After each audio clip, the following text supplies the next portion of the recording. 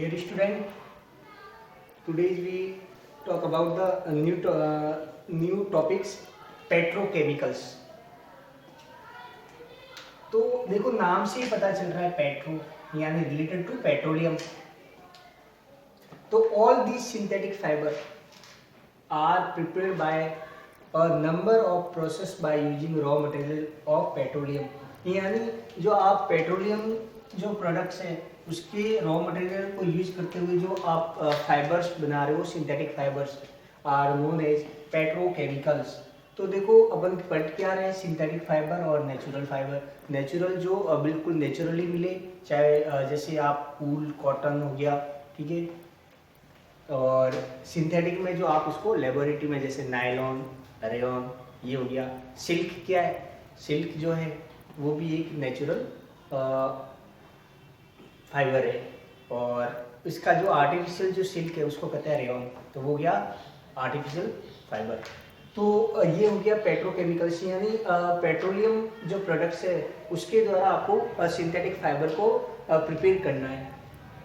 अब देखो जैसे लिखा हुआ है पॉलीकॉन, ये भी क्या है सिंथेटिक फाइबर है, पर इसमें क्या है सिंथेटिक फाइबर के साथ कुछ नेचुरल को भी मिक्स किया हुआ है. देखो पॉली का मतलब होता है पॉलीएस्टर, यानी एस्टर प्लस कॉट से रिलेटेड है, रिलेटेड टू कॉटन. यानी आप पॉलिस्टर एंड कॉटन को मिक्स करते हो, mixing of cotton and polyester to form a polycot. Polycot बनाने के लिए आप क्या यूज करोगे, कॉटन और पॉलिस्टर को आप मिक्सिंग करोगे.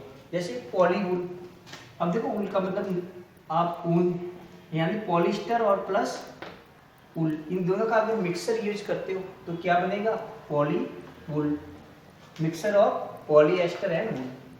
उसी तरह से यहाँ क्या था cot related to cotton wool. अब जैसे ये लिखा टेरिकॉट, ये सारे क्या है सिंथेटिक है, क्योंकि देखो ये पॉलीएस्टर हो गया तो एस्टर क्या है सिंथेटिक फाइबर है, तो उसके साथ आप थोड़ा सा नेचुरल फाइबर्स जो जोड़ोगे तो क्या होगा इसकी क्वालिटी बढ़ जाएगी, यानी मिक्सिंग कर देंगे. तो इसमें टेरिकॉट, तो टेरी से रिलेटेड होता है टेरिलिन और कॉट से रिलेटेड कॉटन, यानी mixer of terylene and cotton is known as terrycot. This is also synthetic fibre. ठीक है, नेक्स्ट पढ़ते हैं एस्टर. देखो यहाँ पे एस्टर नहीं जुड़ा, ये रहा एस्टर. तो ये क्या है एस्टर, तो आप बड़ी क्लासों में पढ़ोगे.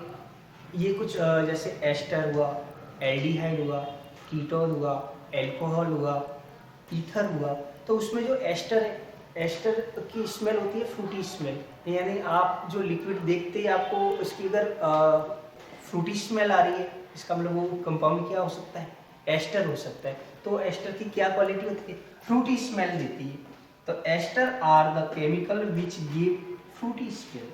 फलों की गंध स्मेल, फलों की गंधे आए, जैसे कोई फल की कैसी स्मेल आती है, अगर ऐसे ही कोई सब्सटेंस को आप स्मेल कर रहे हो और आपको फ्रूटी स्मेल आ रही है इसका मतलब that compound is ester.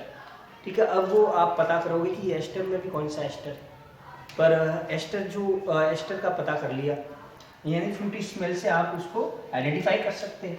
Next इसका जो जनरल फॉर्मूला है वो है RCOOR. ये RCOOR ये एस्टर है, ये होता है RCOOS, ये है एसिड. ROH ये है एल्कोहल.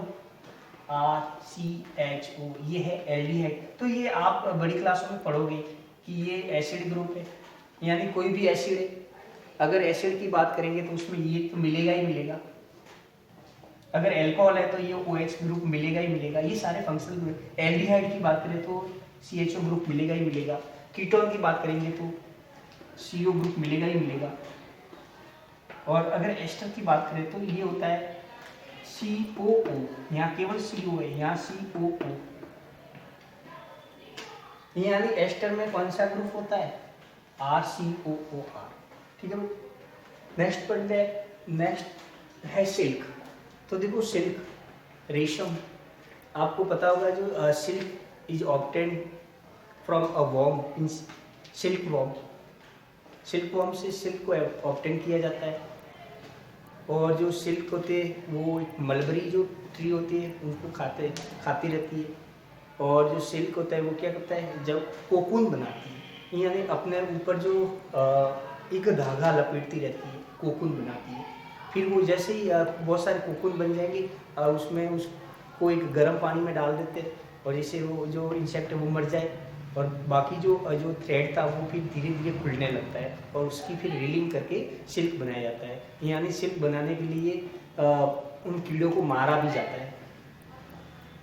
और सिल्क जो होते हैं, सिल्क वॉर्म से ऑब्टेन किया जाता है, सिल्क वॉर्म इंसेक्ट से ऑब्टेन किया जाता है, जिसका जो कोकून बनता है, कोकून यानी इसके ऊपर एक रीलिंग करता रहता है वो अपने मुंह से, और जैसे जैसे इसके ऊपर रीलिंग होगी धागा बनेगा, यानी उसकी जो सलाइवा होती है तो उससे वो जैसे एयर के कांटेक्ट में आती है तो वो सूख के थ्रेड के रूप का थ्रेड फॉर्मेशन ऑफ थ्रेड, यानी जो सिल्कवॉर्म है वो जैसे ही सलाइवा सीक्रेट करता है एयर के कांटेक्ट में, वो थ्रेड क्या होता है, सूखने के बाद वो जो सलाइवा सूखने के बाद एक थ्रेड का फॉर्मेशन होता है। तो वो क्या अपने बॉडी के कोकून के ऊपर लपेटता रहता है और वो कोकून फॉर्मेशन हो जाता है। फिर उन कोकून को गर्म पानी में डाल दिया जाता है जिससे अंदर का इंसेक्ट मर जाए यानी सिल्कवॉर्म मर जाए, और फिर वो धागा जो थ्रेड है वो धीरे धीरे खुलता है और उससे फिर सिल्क जो होता है रेशम बनाया जाता है, रेशम की कपड़े, और ये बहुत ज़्यादा कॉस्टली होते हैं। अब देखो क्या कह रहे हैं, silk fibre is obtain from the cocoon of silkworm, यानी सिल्कवॉर्म का जो कोकून है उससे ऑब्टेन किया जाता है। It take 10 kg of cocoon material to create 1 kg of silk. अगर आपको 1 kg सिल्क बनाना है तो उसके लिए आपको 10 kg कोकून को यूज किया जाता है। तो देखो कितने सारे इससे ये जो सिल्कवॉर्म को मारा जाता है। The process was discovered in China.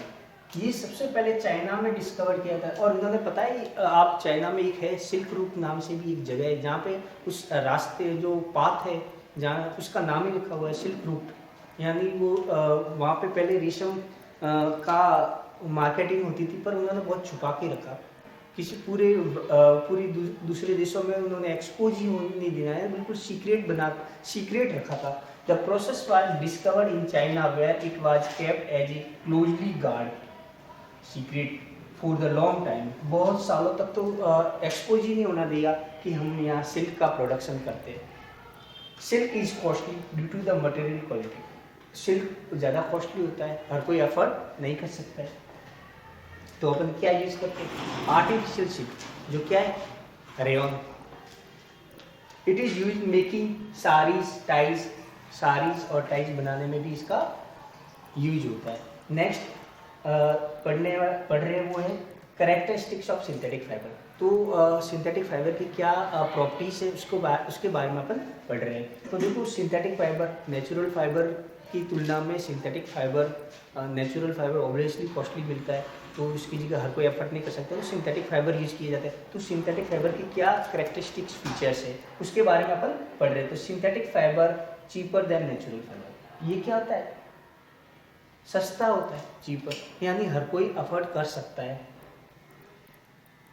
Synthetic fibre stronger than natural fibre, strong भी होता है, यानी अगर स्ट्रॉन्ग ज़्यादा है तो फिर इसकी क्या हो जाएगा, ड्यूरेबिलिटी ज़्यादा होगी, यानी ज़्यादा चलेगा, जल्दी खराब नहीं होगा लॉन्ग टाइम तक, तो मोर ड्यूरेबल, और dry up in less time, जल्दी सूखता भी, और easy to maintain and wash, और जिसको आप अच्छी तरह से वॉश भी इजीली कर सकते हो और इसका मेंटेनेंस भी आप मेंटेन भी रख सकते हो। तो ये इसकी कुछ कैरेक्टरिस्टिक्स फीचर्स है। सिल्क के बारे में बता दिया, सिल्कवॉर्म है जो मलबरी टीज को खाता रहता है, ठीक है, और पेट्रोकेमिकल्स बता दिया मैंने, यानी आपको सिंथेटिक फाइबर किससे बनाओगे, पेट्रोलियम प्रोडक्ट्स से बनाओगे। और कुछ ये बता दिया जैसे पॉलीकॉट, तो ये कॉट से रिलेटेड कॉटन, ये एस्टर, तो एस्टर और कॉटन का जो कॉम्बिनेशन है वो पॉलीकॉट। उसी तरह से पॉलीवूल, पॉलीएस्टर प्लस वूल, ऊन और एस्टर का मिक्सर। उसी तरह से टेरिकॉट तो टेरिलिन प्लस कॉटन, तो टेरिकॉट। और एस्टर जो होते हैं वो उसकी स्मेल कैसी होती है, फ्रूटी स्मेल, ठीक है। इसे अपन नेक्स्ट क्लास में पढ़ेंगे।